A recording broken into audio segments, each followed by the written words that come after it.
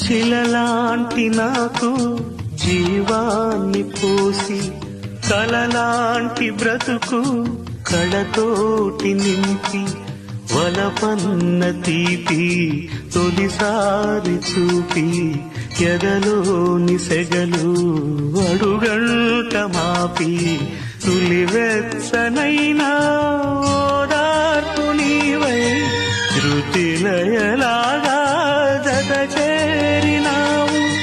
నువ్వులేని నన్ను హింసలేను, నా వేదనంతా నివేదించలేను. అమరం అఖిలం మన ప్రేమ